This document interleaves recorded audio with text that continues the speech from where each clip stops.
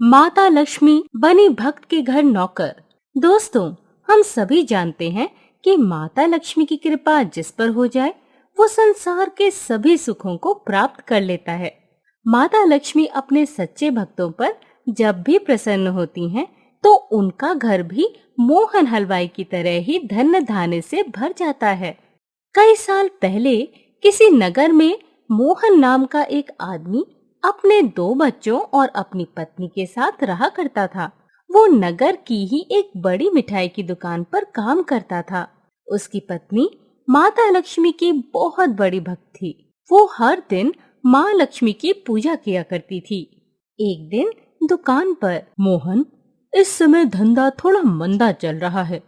मुनाफा तो बिल्कुल भी नहीं हो रहा है। मैंने सोचा है कुछ दिन अपने गांव लौट जाऊं, तो मैंने सभी का हिसाब कर दिया है।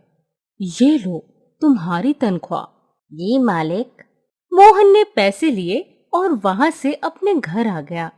दिवाली का त्योहार सर पर था और इस तरह उसकी नौकरी चली जाना। मोहन परेशान होकर बैठ गया, तो उसकी पत्नी ने पूछा, अजी, क्या बात है? क्यों परेशान है? मालिक ने दुकान बंद कर दी और अपने गांव लौट गए। मेरा अब तक हिसाब ये रहा। अब मेरे पास कोई काम नहीं है। तो आप परेशान क्यों हो रहे हैं? माता लक्ष्मी है ना, हमारी सारी समस्याएं दूर कर देंगी। आपको कोई ना कोई काम जरूर मिल जाएगा। लेकिन दिवाली का त्योहार आ रहा है। बच्चों के लिए कपड़े, मिठाई कहाँ से लाएंगे? आप फिर चिंता करने लगे। सारी चिंता माता लक्ष्मी पर छोड़ दीजिए, सब ठीक होगा। दिन बीतने लगे। मोहन को कभी काम मिलता तो कभी उसका दिन खाली ही जाता था। घर में आर्थिक तंगी आने लगी थी।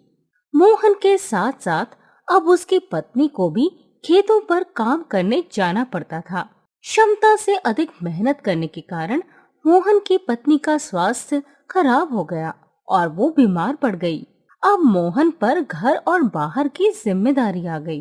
वो बाहर काम करता और दोनों बच्चों को संभालता था।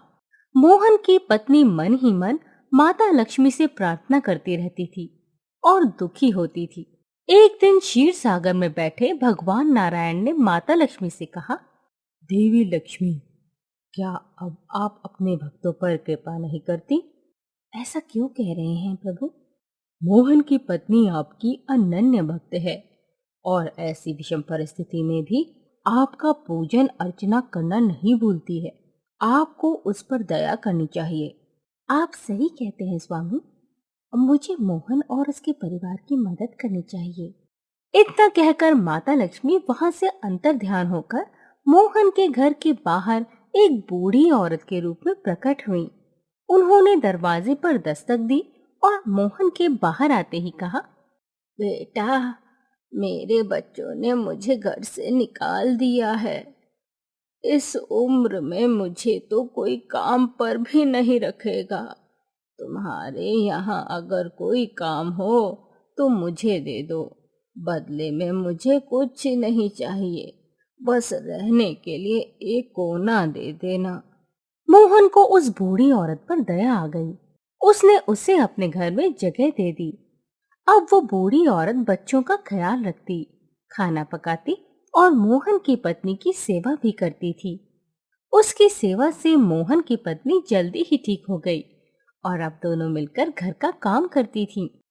एक दिन उस बूढ़ी औरत ने मोहन को बुलाकर कहा, मोहन बेटा, तुम मेरे बेटे जैसे हो। मैं तुम्हें गलत सलाह नहीं दूंगी।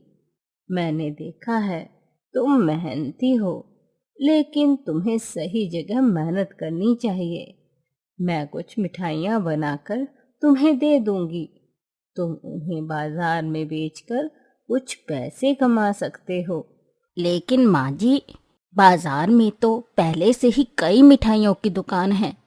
कोई हमारी मिठाई क्यों खरीदेगा? बेटा, हमें हमेशा अच्छा ही सोचना चाहिए। तुम मुझे सामान लाकर दे दो, मैं मिठाइयाँ बनाकर दे दूंगी। बाकी सब भगवान नारायण पर छोड़ दो। मोहन ने बूढ़ी औरत की बात मान ली और सामान लाकर दे दिया। बूढ़ी औरत ने मिठाइयां बनाकर मोहन को दी और बाजार में बेचने भेज दिया। बाजार में मोहन जैसे ही मिठाई लेकर पहुंचा, उसकी मिठाइयों की खुशबू से सभी उसके पास आ गए और हाथों हाथ उसकी मिठाई बिक गई। मोहन खुशी खुशी घर लौट आया। घर पर उसने पैसे गिने तो देखा कि लागत से 4 गुना मुनाफा हुआ है। अब वो मिठाई बनवाता और बाजार बेचाता। महीने भर में उसने खुद की मिठाई की दुकान खोल ली और दिवाली का त्योहार भी आ गया। त्योहार के कारण उसकी मिठाइयों की मांग बढ़ने लगी। बूढ़ी औरत ने मोहन को मिठाई बनाना सिखा दिया और मोहन पूरे नगर में मोहन हलवाई के नाम से प्रसिद्ध हो गया। अब उसकी आर्थिक स्थिति पहले से बहुत बेहतर हो चुकी थी।